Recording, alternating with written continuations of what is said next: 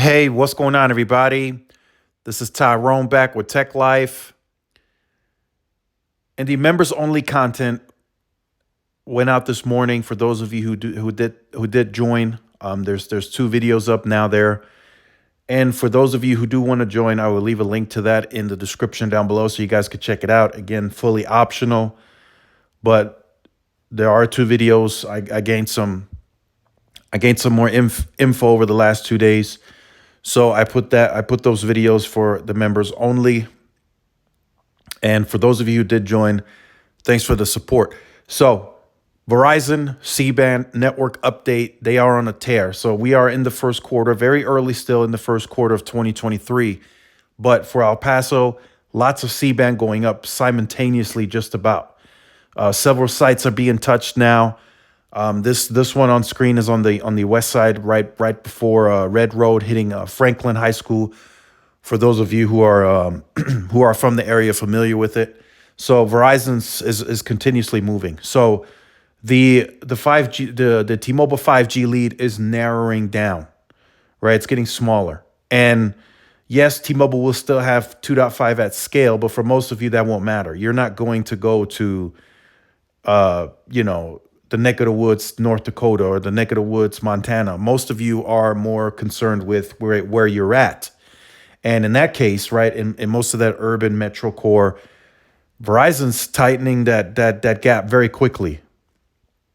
I would say in some areas, like a Phoenix, like a Chicago, Verizon's likely already caught up. Maybe not so much on the outer skirt suburban areas, but in the core Chicago, Verizon's like 97% pops covered with C-band. So they're right there, right? They just have to now, it's all about widening the bandwidth with C-band, right? Going from 60 to 160 megahertz or however much they got there. And that's coming too, right? That'll come. The additional blocks will clear. Eventually, AT&T will be moved off of that A block. Then that A block becomes 100 megahertz contiguous. Then you'll have the 100 megahertz A block, the 60 megahertz B block, and that'll be aggregated.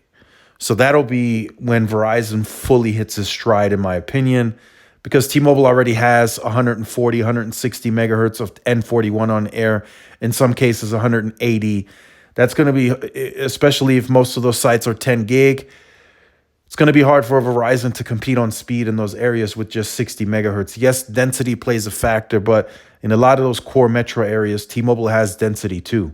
In some cases, even more density because, like I said, they had to build a grid based on mid-band. They had no low band for, a good part of the LT duration. They had no low band. HSPA, they had no low band. So they had to tighten that grid. And especially as they loaded up the network with a huge market share, they had to densify even more just to keep up. So do they have density issues in some areas? Yes, they do still. Are they going to fix it? Well, the Sprint keep sites did help, but they're continuing to manage that as we go along in the merger integration. Verizon is kicking on all cylinders, though. They don't have to wait for anything, right, in terms of merger related or nothing. They're just putting their heads down, investing, and that's going to come to even more fruition this year. They're going to hit 200 million pops any day now, I'm being told. I'll get an update later today. And then soon, I hope we do get an analyst day, which we should.